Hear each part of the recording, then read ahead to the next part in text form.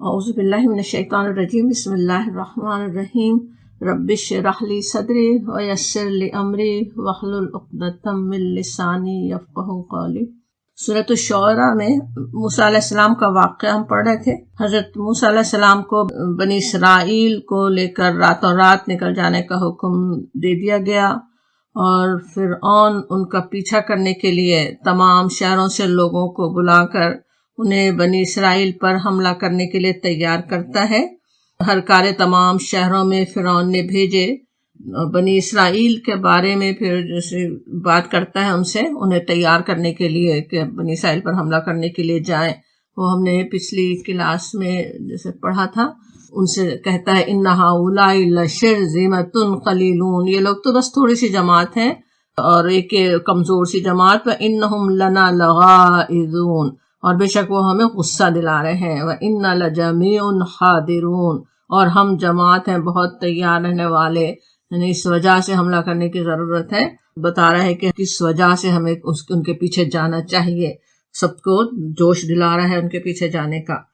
اور پھر یہاں پہ اب کہا جاتا، آیت نمبر 57 دیکھیے،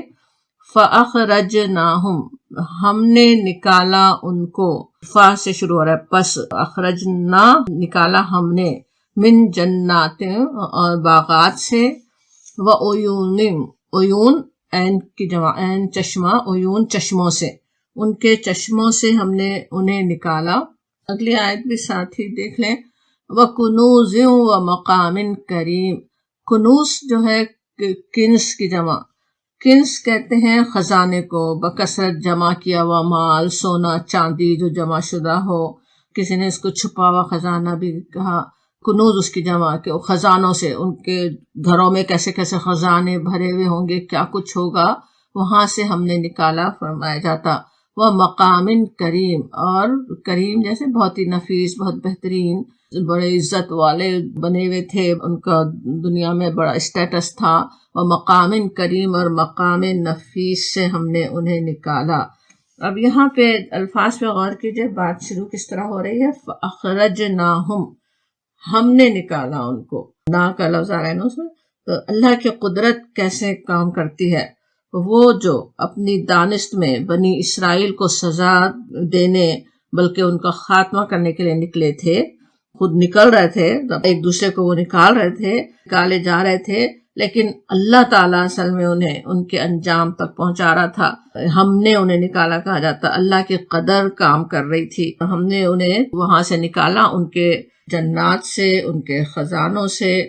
یہ اللہ تعالیٰ کا کام تھا۔ اللہ تعالیٰ انہیں ہٹا کر دوسروں کو لانا چاہتا تھا، اس وجہ سے وہاں سے آرام دہ اور اتنے بہترین گھروں سے وہ نکلے ہیں۔ یہ جو کہا گیا کہ مقام کریم، جو بہترین ان کی جو قیام گاہیں تھیں، اس کا ذرا سوچیں،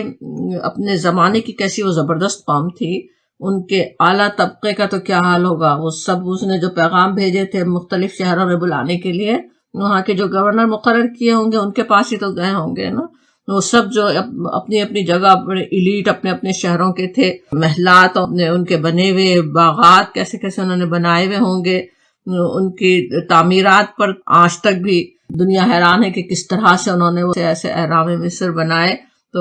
کس طرح کے انہوں نے اپنے رہنے کے لیے تو کیا آرام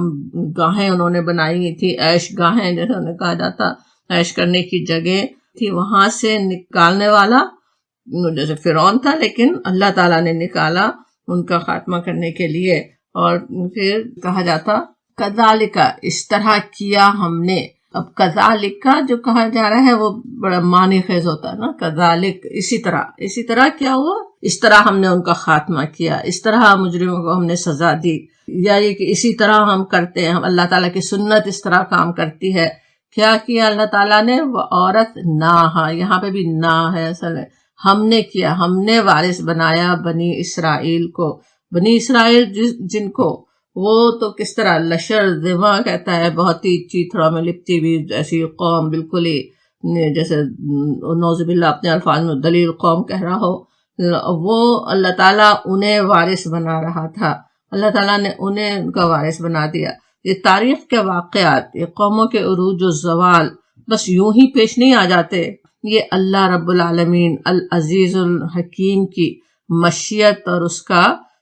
کلمہ حکم ہوتا ہے کہ وہ واقعات اس وجہ سے پیش آتے ہیں کہ اللہ تعالیٰ جس طرح چاہتا ہے، جو کرنا چاہتا ہے وہ ہوتا ہے۔ یہ اللہ کی تقدیر میں یہ فیصلہ ہو رہا تھا کہ بنی اسرائیل اب وارث بنائے جائیں، لیکن وارث بنائے جائیں تو یہاں پہ کہا جاتا، قرآن میں دوسری جگہ بھی کہا گیا، لیکن مفسرین وضاحت یہ کرتے ہیں اور تاریخ سے بھی یہی بات ثابت ہے کہ بنی اسرائیل ہجرت کے بعد مصر واپس نہیں گئے۔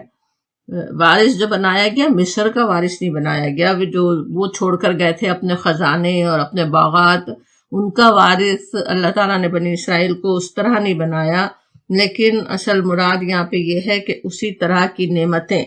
اللہ تعالیٰ نے انہیں عطا کر دی۔ بلکہ اصل بات یہ کہ جس طرح زمین کے ایک حصے پر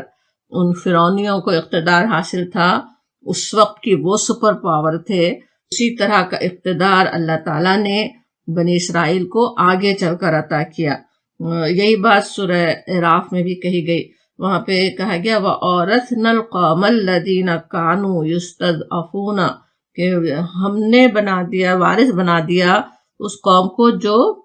ضعیف بنا کے، کمزور بنا کے رکھے گئے تھے۔ کمزور بنانے کی پوری کوشش کی تھی نا فرعون نے، بیٹوں کو قتل کرنا، انہیں غلام بنا کر رکھنا، انہیں کوئی طاقت نہیں دی گئی تھی، انہیں کمزور بنا کر رکھا گیا تھا۔ مشارق الارض و مغاربہا، کہ کس کا وارث بنایا اللہ تعالیٰ نے بنی اسرائیل کو؟ زمین کے مشرق اور مغرب کا۔ التی بارکنا فیہا، وہ زمین جس کو ہم نے برکت دی تھی، جس میں ہم نے برکتیں رکھی۔ برکتوں والی زمین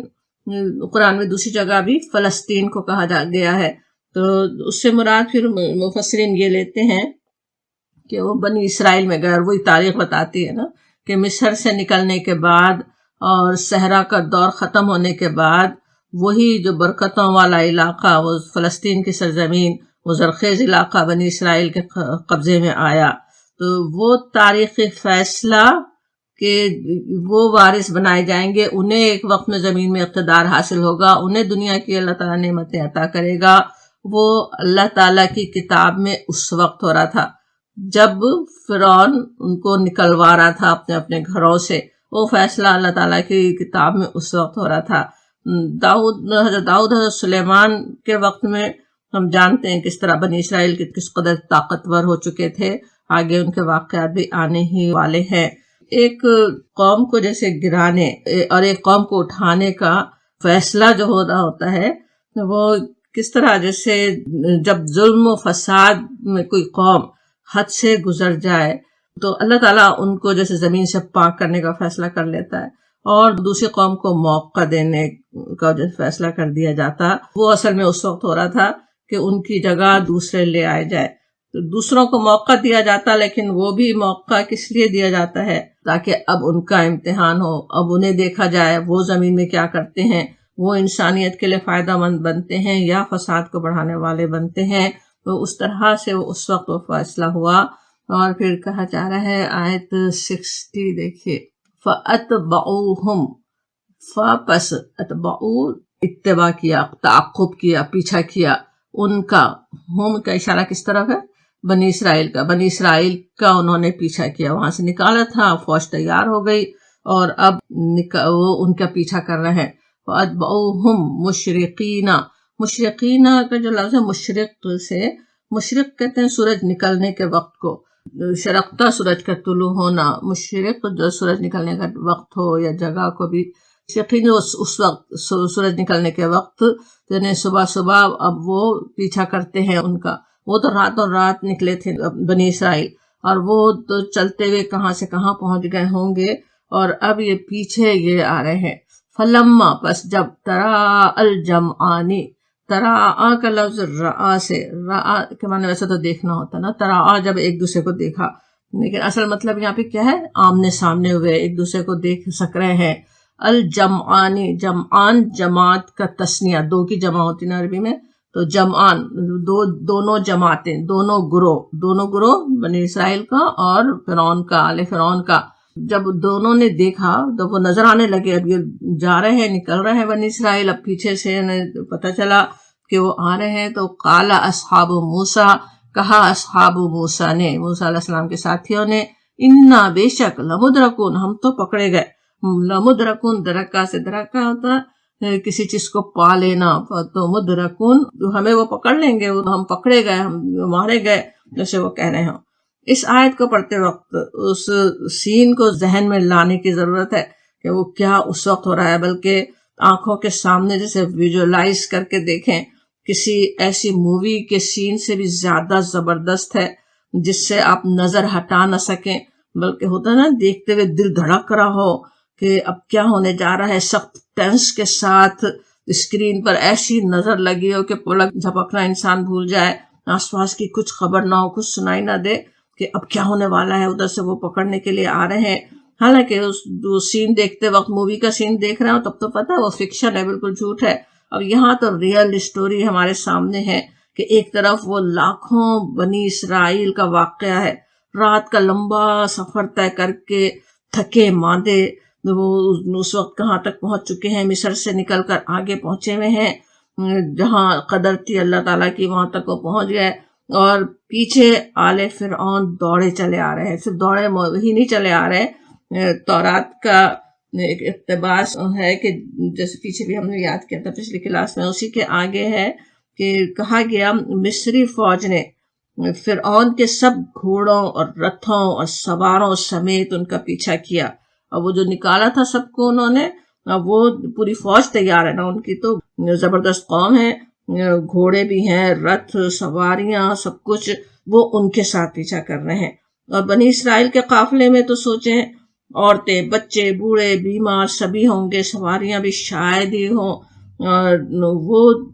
वो चले जा रहे हैं। पीछे से फिरौन की ताकतवर फौज, वो फिरौन जिसको कुरान में फिरौन दिल औताद कहा गया, मजबूत तरीन फौज, वो धूल उड़ाती हुई, शोर मचाती हुई करीब पहुंच रही हो, सामने समंदर है। तो ऐसे में उनका जो हाल हो सकता था,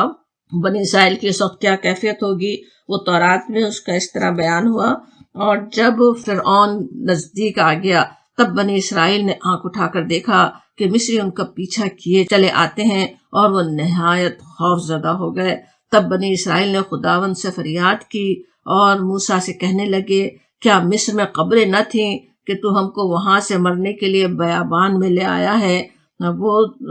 मूसा को बार बार ब्लेम करते हैं कि यहाँ अब हमें ले आया, तो जो अब तो मौत बिल्कुल उन्हें तो सामने खड़ी नजर आ रही है। और ये जो बयान था ये तौरात का था, और वही माजरा इस आयत में चंद अल्फाज में बयान हुआ जो अभी हमने आयत पढ़ी, फलम्मा तरा अल जमआनी, जब दोनों जमातें आमने सामने हुई, काला साबो मूसा, तो मूसा के साथियों ने कहा, इन्ना लमुदरकून, हम तो बेशक हम तो जरूर ही पकड़े गए। इन्ना भी और ला भी, लाम जबर ला भी उसका ताकीद का है ना, बहुत ही एम्फेसिस से, बहुत जोरदार तरीके से, जैसे वो कह रहे हैं कि वो हम तो जरूर ही पकड़े गए। अब जरा सोचे कि उनके लिए कैसा हैबतनाक मंजर होगा, चार तरफ से गोया मौत ही मौत नजर आ रही हो, सामने पानी मौजे मारता हुआ समंदर, पीछे वो धूल उड़ाती हुई वो जबरदस्त फौज पीछे चली आ रही है। तो वो कैसा बड़ा इम्तिहान था जिसमें वो उस वक्त फंसे हुए थे। जैसे एक आम इंसान हो सकता परेशानी में जैसी बातें करता है, बिल्कुल वही बातें तौरात में भी आ रही हैं और यहाँ भी लमुदरकून के हम पकड़े गए वो कहते हैं। ऐसे ही औकात में असल में ईमान का इम्तिहान हो जाता है। बिल्कुल वैसे ही वो मौका ना हो, लेकिन कोई भी बेबसी का वक्त बिल्कुल इस तरह मौत सामने खड़ी हो, कोई परेशानी इतनी जबरदस्त हो, तो कैसा ईमान का इम्तिहान है जाता। इम्तिहान क्या, किस बात का, कि बंदा अपने रब पर कितना तवक्कल करता है, ईमान पर कायम रहता है या फिसल जाता है, अपने रब से या मायूस हो जाता है। ग़ज़वा अहज़ाब के मौके पर इसी तरह कुफ्फार 10,000 की फौज लेकर आए थे, पीछे से यहूदी कबीला गद्दारी कर रहा था। मदीने की बस्ती में सोचे, छोटी सी बस्ती है और अतराफ के तमाम लोग, यानी 10,000 का मुकाबला किसी तरह भी पूरे मदीने के लोग मिलकर कर नहीं सकते थे। वो सारी बस्तियों के लोगों को जमा करके, अहज़ाब उस गज़वे का इसीलिए नाम था ना, सारे गुरूह आ गए थे। और पीछे जिन यहूदियों से मुआहदा था कि वो साथ देंगे, हिफाजत करेंगे, वो भी गद्दारी पे उतरा हुआ था कि वो पीछे से वो भी हमला कर सकते थे। उस वक्त मुनाफिकीन का बिल्कुल यही हाल हो रहा था जो यहाँ उनका बयान हो रहा है। बनी इसराइल का के बारे में आता है कि वो ऐसे देख रहे थे جیسے موت کی غشی طاری ہو رہی ہو. قرآن کے الفاظ میں سورہ احزاب میں ان کا یہ حال بتایا گیا کہ ان کا یہ حال ہو رہا تھا جیسے موت کی غشی طاری ہو رہی ہو، اور وہیں اسی خطرے میں گرفتار. اہل ایمان کا کیا حال تھا وہ بھی سورہ احزاب میں بتایا جاتا. انہوں نے کہا ھذا ما وعدنا اللہ ورسولہ، یہ وہی چیز ہے جس کا وعدہ اللہ اور اس کے رسول نے کیا تھا. وصدق اللہ ورسولہ،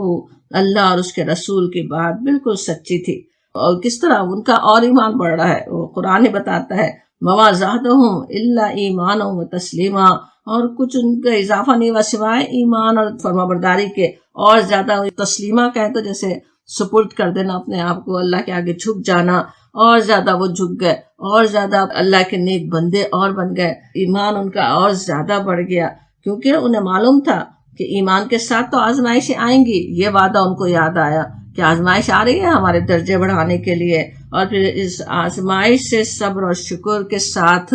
جب انسان گزر جائے تو ایمان کے بڑے درجے بھی اللہ تعالیٰ عطا فرما دیتا ہے. اور بالکل ویسے ہی ایمان کا اظہار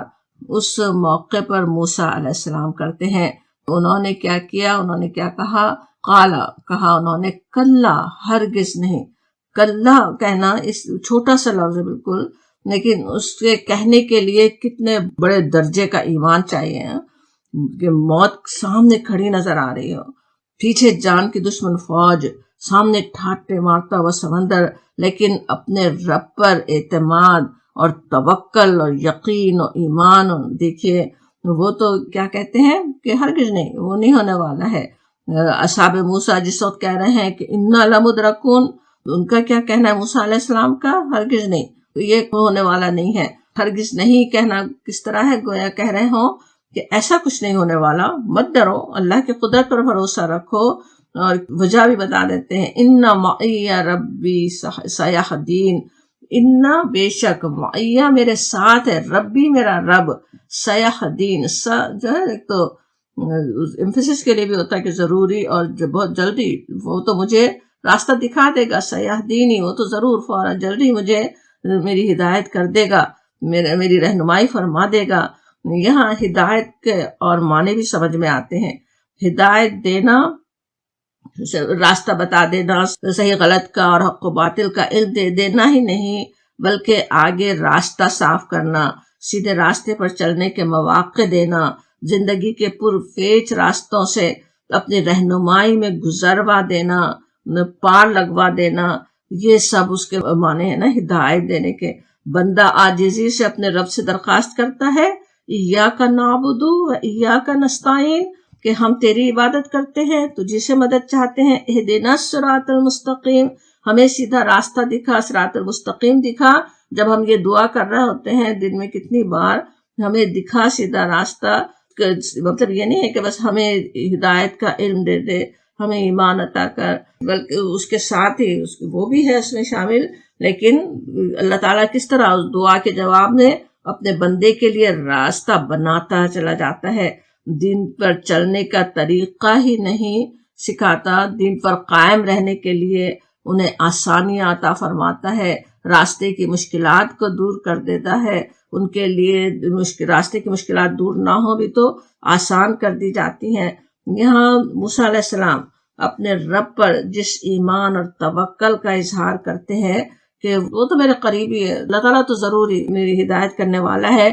رہنمائی کرنے والا ہے، مجھے بچا کر لے جانے والا ہے. بالکل ایسی ہی سچویشن تھی، ایسا ہی موقع تھا جب نبی صلی اللہ علیہ وسلم غار ثور میں حضرت ابوبکر رضی اللہ عنہ کے ساتھ پناہ لیے ہوئے تھے. وہ موقع بھی یاد ہوگا کیسا تھا. کفار مکہ، پورا کا پورا مکہ شہر، سب کو لالچ دے دیا گیا تھا کہ انعام کا، سب جان کے دشمن، خون کے پیاسے بنے ہوئے آپ صلی اللہ علیہ وسلم کو تلاش کرتے پھر رہے تھے. اس غار کے دہانے تک بھی پہنچ جاتے ہیں. اس وقت سوچے حضرت ابوبکر جو ساتھ ہیں وہ نبی صلی اللہ علیہ وسلم ہی کے لیے کیسے فکر مند ہوتے ہیں، لیکن نبی کریم حضرت محمد صلی اللہ علیہ وسلم بالکل مطمئن حضرت ابوبکر کو تسلی دیتے ہیں. لا تحزن ان اللہ معنا، سورہ توبہ میں وہ حال آتا ہے نا کہ مت غم کرو، اللہ ہمارے ساتھ ہے. ہمارے ساتھ ہے، دونوں ہی کے لیے کہتے ہیں ہمارے ساتھ ہے اللہ تعالیٰ معنا. اور یہ کہ غم کرنے کی کوئی بات نہیں، لا تحزن، خود کو کوئی پریشانی نہیں، کوئی غم نہیں ہے، اپنے رب پہ پورا توکل، پورا ایمان ہے، اور بالکل وہی تسلی حضرت موسیٰ علیہ السلام نے بھی دی تھی اپنی قوم کو، کلا ان معی ربی سیہدین، ہرگز نہیں، میرا ساتھ میرا رب ہے، وہ ضرور میری رہنمائی کرے گا۔ بخاری اور مسلم، ابن ماجہ اور ترمذی میں ایک حدیث آتی ہے، حدیث قدسی یاد ہوگا کسے کہتے ہیں، جس میں اللہ تعالیٰ کا فرمان نبی صلی اللہ علیہ وسلم بیان کرتے ہیں۔ تو ابو ہریرہ رضی اللہ عنہ روایت کرتے ہیں کہ نبی صلی اللہ علیہ وسلم نے فرمایا کہ اللہ تعالیٰ فرماتا ہے، یقول اللہ تعالیٰ کہ انا عند ظن عبدی بی، انا میں ہوں عند ظن عبدی، میرے بندے کے ساتھ ہوں، بی اس کے ساتھ ہوں جیسا وہ گمان کرتا ہے، میں اپنے بندے کے گمان کے ساتھ ہوتا ہوں۔ بہت ہی پرمعنی یہ جملہ ہے کہ میں اپنے بندے کے ساتھ ہوتا ہوں، یعنی بندہ اپنے رب سے جیسی توقع رکھتا ہے، اس پر جیسا یقین رکھتا ہے، اللہ تعالیٰ بھی اس کے ساتھ اسی طرح کا معاملہ فرماتا ہے۔ حدیث آگے اور بھی ہے، جملے کے اور معنی بھی لیے گئے، لیکن یہ بھی معنی اس کے ہیں کہ جیسا گمان کرے اللہ تعالیٰ بھی ویسے ہی معاملہ کرنے والا ہے۔ اللہ تعالیٰ مجھ پہ رحمت ہی کرے گا، سوچے اللہ تعالیٰ رحمت ہی کرنے والا ہے۔ اللہ تعالیٰ میرے ساتھ خیر ہی فرما رہا ہے تو اللہ تعالیٰ خیر ہی فرمانے والا ہے۔ بندہ برا ظن رکھے تو برا اس کے ساتھ ہو سکتا ہے۔ بالکل وہی بات یہاں پہ ہم دیکھتے ہیں کہ بندہ جب اپنے ایمان اور توکل کا اظہار کرے تو اللہ تعالیٰ کی مدد بھی آ جاتی ہے، معجزے ظہور میں آ جاتے ہیں۔ نظر نہ آنے والی اللہ کی فوج نے نبی صلی اللہ علیہ وسلم کی کیسی مدد کی، وہ جان کے دشمن غار ثور کے سامنے، حدیث میں آتا ہے کہ اپنے پیروں کو بھی دیکھتے تو وہ دیکھ سکتے تھے نبی صلی اللہ علیہ وسلم ابوبکر کو، لیکن کس طرح اللہ تعالیٰ کی فوج نے ان کو واپس پلٹا دیا، وہ بغیر جھانکے بغیر دیکھے بس ہٹ گئے، اور کس طرح اللہ تعالیٰ نے رسول کی مدد کی۔ وہاں پہ تو آتا ہے کلمت اللہ ہی العلیٰ، اللہ تعالیٰ نے اپنا کلمہ بلند کر دیا، نبی صلی اللہ علیہ وسلم کو اپنی حفاظت میں مدینے پہنچا دیا، کس طرح آپ کا دین غالب ہو کر رہا۔ اور یہاں موسیٰ علیہ السلام کو حکم ہوتا ہے، یہاں بھی ان کے لیے بھی مدد آ جاتی ہے۔ کیا کہا جاتا، فَأَوْحَيْنَا، پھر وحی کی ہم نے، اِلَى موسیٰ، موسیٰ کی طرف، اَنِضْرِبْ، یہ کہ مارو، بِعَصَاکَ، اپنی لاٹھی اپنے عصا کو، البحر، بحرا کے دریا پر مارو، بحر پر سمندر پر مارو، فَفَلَقَ، پس پھٹ گیا وہ، فکانا، فلقہ کا یاد ہوگا سورۃ الفلق سے، یہ پھٹ جانا، فکانا پس ہو گیا، کلو ہر ایک، فرقن، فرق کیا ہوتا ہے، اس مجموعے میں سے کاٹ کر جیسے ایک حصہ الگ کر دیا گیا ہو، فرقہ جو ہم کہتے ہیں وہ بھی اسی وجہ سے کہتے ہیں نا، پوری جیسے امت مسلمہ میں سے کٹ کے کچھ لوگ الگ ہو جائیں وہ ایک فرقہ ہوا، فرق ایک ٹکڑا کٹ کر ایک الگ ہونے والا، تو فکانا کلو فرقن کہا جاتا، ہر ایک ٹکڑا، کالطود العظیم، کالطود العظیم یہاں پہ کہا جا رہا ہے، طود کے معنی خود ڈکشنری میں جبل عظیم بتائے جاتے کہ بڑا پہاڑ، اور یہاں اس کو الطود العظیم کہا جا رہا ہے، یعنی پھر اور کتنا زیادہ وہ بڑے عظیم پہاڑ، ظاہر ہے سمندر کا پانی کھڑا ہو جائے تو کس طرح سے وہ کتنے بڑے بڑے دو جیسے دو پہاڑوں کی شکل میں کھڑا ہو گیا ہو۔ تورات میں کہا گیا، پھر موسیٰ نے اپنا ہاتھ سمندر کے اوپر بڑھایا اور خداوند نے رات بھر تند یعنی سخت پوربی آندھی یعنی مشرق سے جو آنے والی ہوا ہو، اسے چلا کر اور سمندر کو پیچھے ہٹا کر اسے خشک زمین بنا دیا، اور پانی کے دو حصے ہو گئے، بنی اسرائیل سمندر کے بیچ میں سے خشک زمین پر چل کر نکل گئے، اور ان کے داہنے اور بائیں ہاتھ پانی دیوار کی طرح تھا۔ یہاں پہ تورات کا کور ختم ہوتا ہے، یعنی کہ نہ صرف پانی ہٹ گیا بلکہ خشک راستہ بھی بن گیا۔ سورہ طٰہٰ میں بھی یہی بات کہی گئی، فَاضْرِبْ لَهُمْ طَرِيقًا فِي الْبَحْرِ يَبْسًا، کہ ان کے لیے عصا کی ضرب لگاؤ اور سمندر میں سوکھا راستہ بنا دو، کہا گیا وہاں پہ حضرت موسیٰ علیہ السلام سے۔ پانی کے ہٹ جانے کے بعد بھی یہ کیچڑ ہو، چلنا ناممکن ہو، ایسا نہیں ہوا، پانی ہٹ گیا دور دور۔ سورہ دخان میں آتا ہے کہ حضرت موسیٰ علیہ السلام کو اللہ تعالیٰ نے ہدایت فرمائی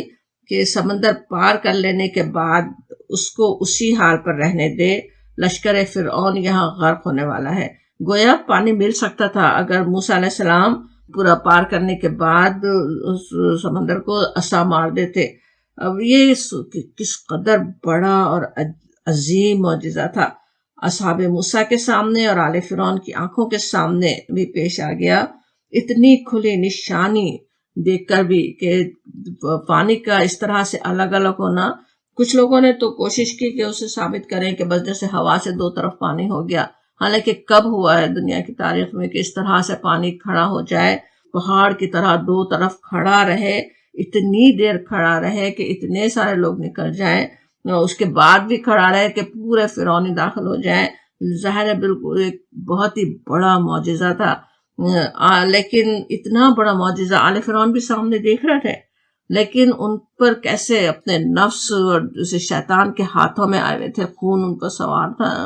اپنے غلاموں کا اپنے ہاتھ سے یوں نکل جانا کسی طرح گوارا نہیں تھا۔ اللہ کی قدرت سے ڈرنے کے بجائے اتنی بڑی قدرت دیکھ کر اس وقت ہی ایمان لے آتے، اس وقت ہی ڈرتے،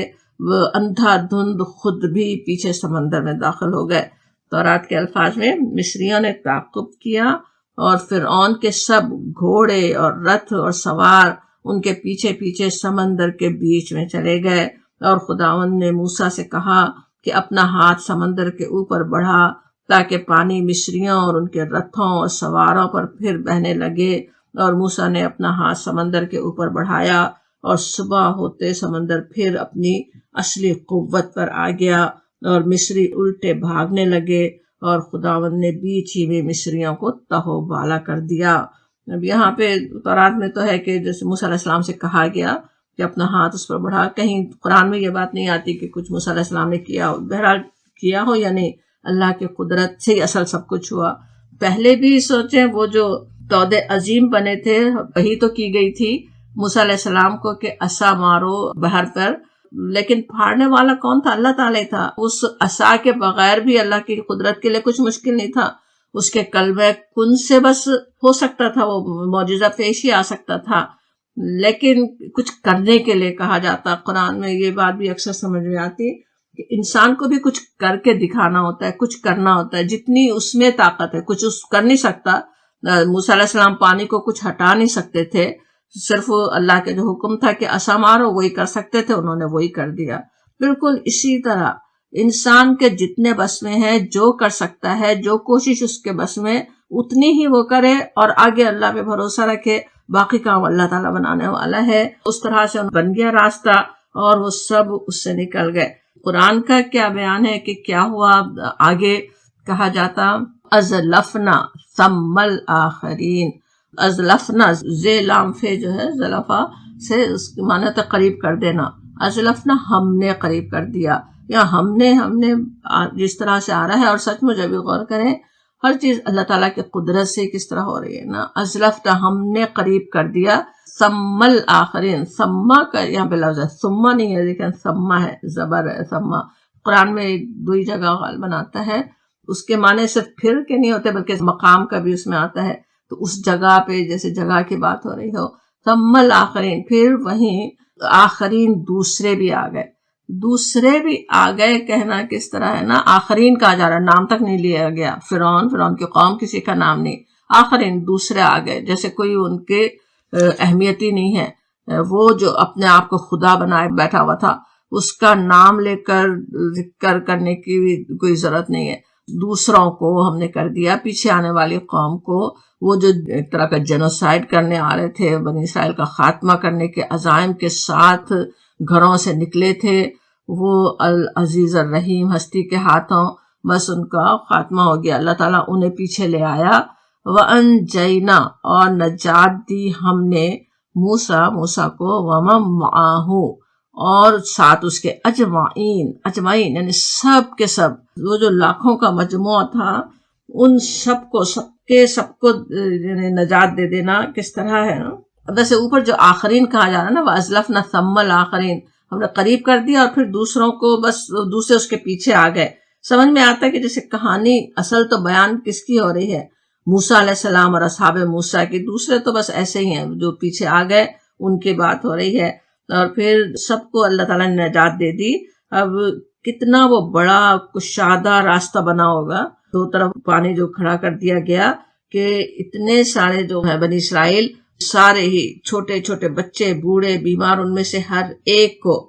سمندر سے گزار کر دوسری طرف پہنچا دیا گیا۔ اس پورے واقعے میں کتنی ایسی باریکیاں ہیں جن کا اللہ لطیف خبیر قادر علیم کے سوا کون اندازہ کر سکتا تھا۔ ذرا سی بھی چیز ادھر سے ادھر ہوتی، سوچیں کہاں پہ وہ اکٹھا ہونا تھا، کہاں تک بنی اسرائیل کو پہنچنا تھا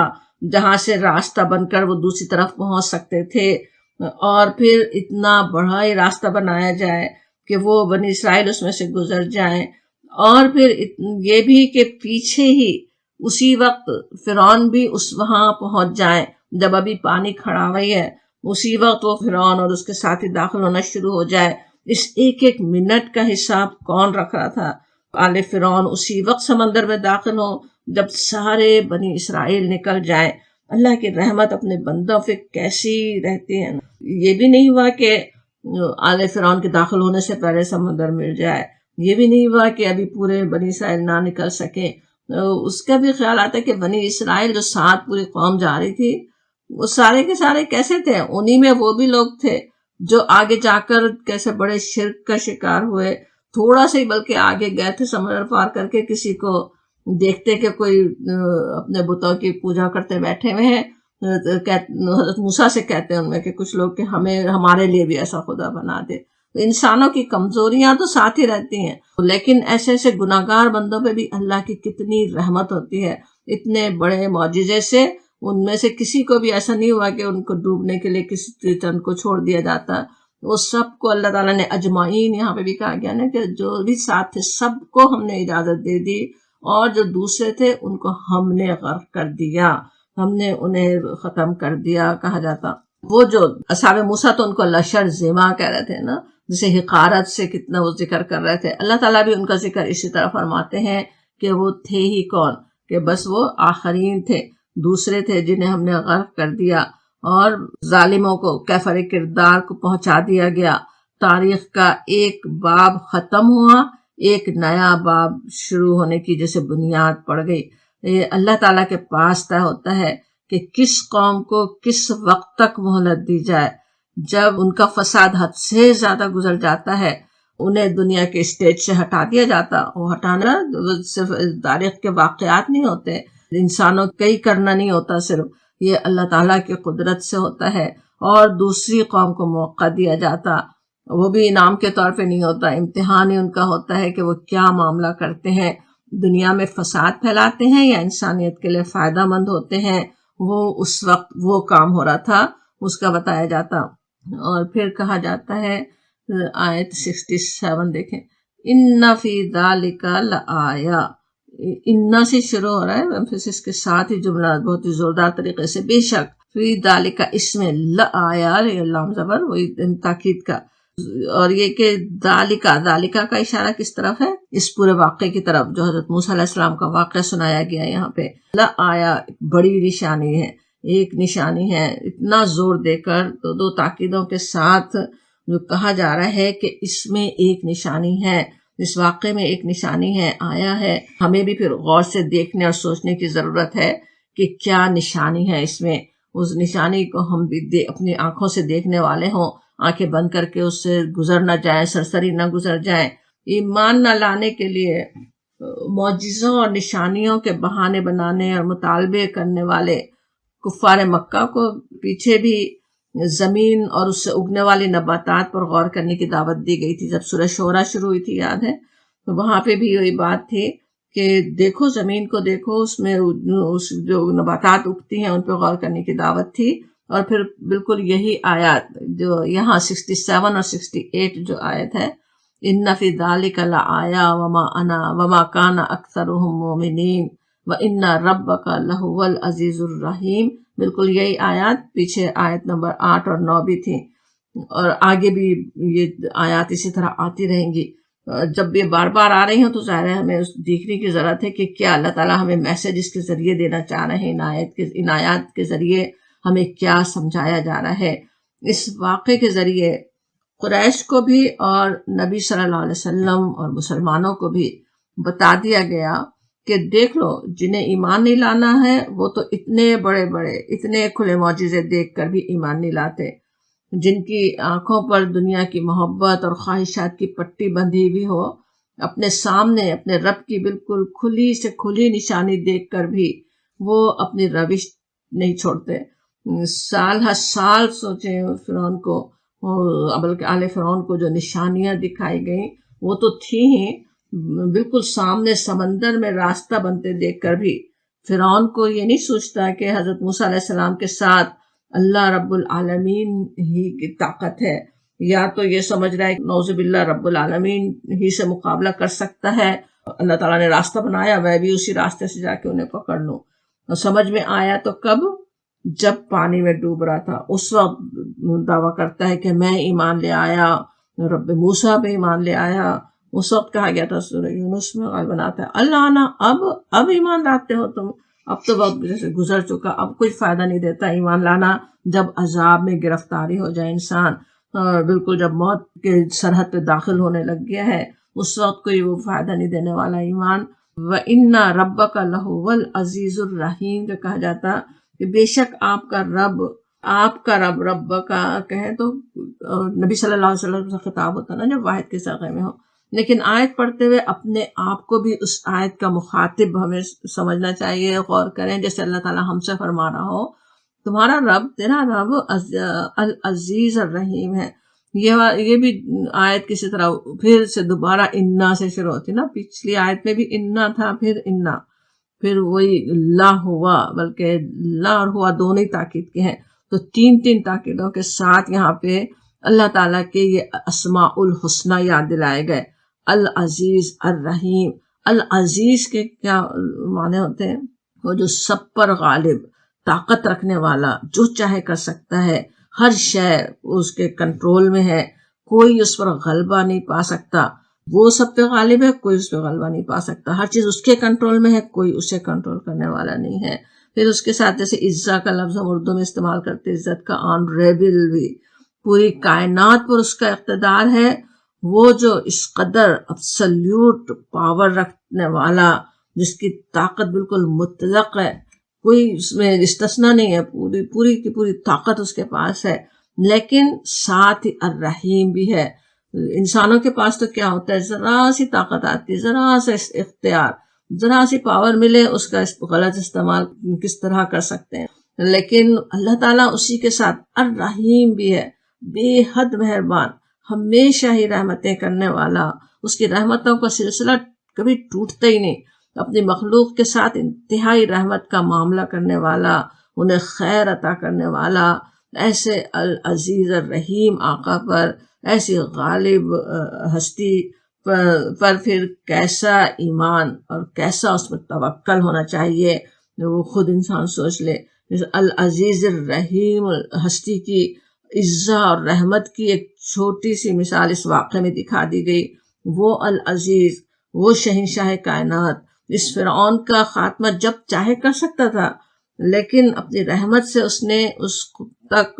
اس کی قوم تک ہدایت پہنچانے، نشانیاں پر نشانیاں دکھانے کے کیسے کیسے انتظامات کیے۔ دعوت پہنچنے سے پہلے بھی خاتمہ کر سکتا تھا اللہ تعالیٰ اس کا،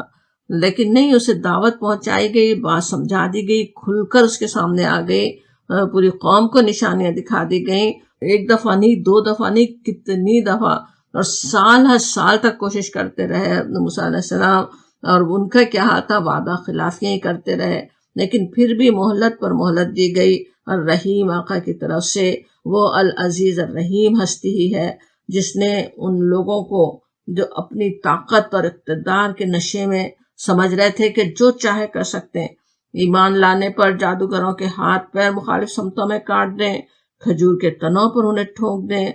پوری قوم کو غلام بنا دیں، ان کے بیٹوں کو قتل کر ڈالیں، لیکن حقیقت کیا تھی؟ وہ اس وقت بھی العزیز الرحیم ہستی کے بالکل قابو میں تھے، پوری طرح مکمل قابو میں تھے، جب چاہے اللہ تعالیٰ انہیں پکڑ سکتا تھا، جب تک اس نے چاہا انہیں اپنے رہنے بسنے اور مزے کرنے کا موقع دیا۔ اللہ تعالیٰ کو بیٹ کر کے نہیں کر رہا ہوتا، فساد کرنے والے، جو شرارتیں کرنے والے ہوں، اللہ تعالیٰ نے مہلت دی ہوئی ہوتی ہے، اللہ تعالیٰ نے انہیں اپنی رحمت سے مہلت دی ہوئی ہوتی ہے، انہیں موقع دیے جاتے، اور پھر جب وہ اپنے آپ کو ثابت کر دیتے ہیں کہ وہ اس قابل نہیں ہے کہ اب انہیں اور مہلت دی جائے، تب انہیں اٹھا کر سمندر میں غرق کر دیا جاتا۔ آج بھی جو بھی کسی پر ظلم و زیادتی کر رہے ہوں، پوری دنیا پر چھا رہے ہوں، کسی ملک میں ظلم کی چکی چلائی ہوئی ہو، یا کوئی فرد بھی ہو جو کسی کے ساتھ زیادتی کر رہا ہے، یا جو ظلم و زیادتی کا شکار ہو،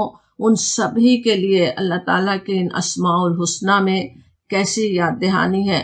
آج اگر اللہ کی بندگی کا راستہ بہت مشکل نظر آ رہا ہو، تب بھی انبیاء کرام جیسا ایمان اور توکل اپنے اندر پیدا کریں تو سارے راستے صاف ہو سکتے ہیں۔ جس نے سمندر کے پانی کو کھڑا کر کے راستہ بنا دیا، وہ ہمارے لیے بھی راستے کی ساری الجھنوں کو دور کر سکتا ہے، ہر مشکل کا حل ہمیں سکھا سکتا ہے۔ ایک مومن کے لیے تو مشکل ویسے ہی آسان ہو جاتی نا اپنے ایمان کی وجہ سے، جس طرح ہم پیچھے دیکھتے ہیں بالکل اسی مشکل میں حضرت موسیٰ علیہ السلام تھے جس میں بنی اسرائیل تھے، لیکن وہاں کیا ہے؟ دل مطمئن دل ہے۔ نبی صلی اللہ علیہ وسلم کا دل بالکل مطمئن ہے۔ بالکل وہ بات قرآن میں جیسے کئی جگہ آتی نا، ایمان لانے والوں کے لیے خوشخبری آتی، وَلَا خَوْفٌ عَلَيْهِمْ وَلَا هُمْ يَحْزَنُونَ، کوئی ان پر خوف نہیں، کوئی حزن نہیں، بالکل وہی بات ہے، کوئی غم نہیں، لا تحزن ان اللہ معنا، نہیں ڈرنے کی کوئی بات نہیں، کلّا ہرگز نہیں، میرا رب میرے ساتھ ہے۔ تو ان ساری مشکلات میں بھی ان کا دل مطمئن رہتا ہے، خوف و حزن سے وہ پاک رہتے ہیں۔ اور ہر واقعے ویسے جو قرآن میں سنایا گیا، اس میں ہر انسان کے لیے بہت کچھ ہدایت، رہنمائی اور یاد دہانی ہے، ہر شخص کے لیے ہے، ہر فرد کے لیے ہے۔ اور قرآن تو ہے ہی ذکر، جیسے یاد دہانی سے کہا گیا، انسانوں کے لیے ہدایت اور رحمت اور نور، اس پر بھی غور کرنے کی ضرورت ہے۔ آیات کے مطالعے کے دوران ہم اس کی کچھ تفصیل دیکھتے بھی رہے ہیں، اور انشاءاللہ اس کے ریویو کلاس میں بتانے کے لیے آپ بھی نوٹس لکھ لیجئے تاکہ یاد بھی رہیں، اور اپنے عمل کے لیے بھی ہمیں ان سے رہنمائی مل سکے۔ بڑا نمونہ تو ہم دیکھتے ہیں ہمارے لیے حضرت موسیٰ علیہ السلام کے کردار میں ہے نا، اس پورے واقعے میں اس قدر مشکل کام کی اتنی بڑی ذمہ داری ان پر ڈالی جاتی، جس کا وہ اپنے آپ کو اہل بھی نہیں پاتے۔ وہ فرعون جیسے شخص کو جا کے پیغام دینا، اور خود فرماتے بھی ہیں کس طرح ان کا سینہ گھٹتا ہے، زبان نہیں چلتی، قتل کا الزام بھی ہے، لیکن سب کا حل بھی دیکھ لیتے ہیں، ایسا نہیں کہ پیچھے ہٹے، نہیں کر سکتا یا مایوس ہو۔ حضرت ہارون علیہ السلام کے ساتھ نبوت تک کو بھی شیئر کرنا چاہتے ہیں، اس میں بھی ہمیں سمجھ میں آتا ہے کہ ساتھ مل کر کام کرنے کی اہمیت پتہ چلتی۔ کریڈٹ پورا خود لوں، پورا خود ہی کام کروں، اس سے کام نہیں ہوتے نا، دوسروں کے ساتھ مل کر کام کریں تو کام صحیح ہوتے ہیں۔ اور پھر جب فرعون کے دربار میں پہنچتے ہیں، وہ بھی منظر کیسا تھا، کیسے فرعون کے زبانی حملوں کو نظر انداز کرتے چلے جاتے ہیں موسیٰ علیہ السلام۔ سخت شرمندہ کرنے والی باتوں کے جواب میں نہ غصے میں آتے ہیں، نہ شرمندہ ہوتے ہیں، نہ پیچھے ہٹتے ہیں، بلکہ اطمینان کے ساتھ حق پہنچانے کی کوشش کرتے ہی رہے۔ حق پہنچا دیا انہوں نے۔ ان کے کردار کا کیسا زبردست نمونہ تھا جو گفتگو ہمارے سامنے یہاں پہ رکھی گئی۔ امت مسلمہ جسے پوری دنیا کے سامنے دین کو پہنچانا ہے، ان کا اخلاق، ان کا کردار کیسا ہونا چاہیے، وہ انبیاء کرام کے واقعات کے ذریعے سکھا دیا گیا۔ قرآن میں جگہ جگہ ہی سکھایا گیا، اور یہاں بھی اس واقعے میں بھی دین کی دعوت مختصر اور جامع الفاظ میں پہنچا دینے کا جیسے نمونہ ہمارے سامنے رکھ دیا گیا اس کے ذریعے سے۔ اور جادوگر بھی صرف معجزہ ہی نہیں دیکھ رہے تھے، بلکہ حضرت موسیٰ اور ہارون علیہ السلام کی شخصیت بھی دیکھ رہے تھے۔ موسیٰ علیہ السلام نے کس طرح اسے جادوگروں کا سوچیں اس وقت جو حال تھا، اس سے جج وہ کرتے انہیں کہ یہ تو بس فرعون کے ساتھی ہیں اور جادو میں لگے ہوئے، اتنے بڑے حرام کام میں جو مبتلا ہے، انہیں کیا دعوت دینے کا فائدہ۔ ایسا نہیں ہوا، انہیں بھی دعوت پہنچائی تھی، اور اس کا ہی اثر تھا نا کہ معجزہ جب انہوں نے دیکھا پھر فوراً ہی جھک گئے، فوراً ہی ایمان لے آئے۔ قوم کی بھی رہنمائی جس طرح حضرت موسیٰ علیہ السلام نے کی، ان کا اللہ پر توکل، ان سب میں ہمارے لیے بہت کچھ سیکھنے کے لیے ہے۔ آج ہمیں اور سب مسلمانوں کو ایسا ایمان، توکل اور کردار کی ایسی مضبوطی اللہ تعالیٰ عطا فرمائے کہ ان کے ذریعے امت مسلمہ کو دنیا میں ایک بار اور عزت کا مقام حاصل ہو سکے. آمین یا رب العالمین. جہاں جہاں جو لوگ ظلم کا شکار ہیں، سفر ہو رہے ہیں، العزیز الرحیم ہستی انہیں اس سے نجات عطا فرمائے. ربنا تقبل منا انک انت السمیع العلیم وتب علینا انک انت التواب الرحیم. صلی اللہ تعالی علی خیر خلقہ وآلہ وصحبہ اجمعین برحمتک یا ارحم الراحمین.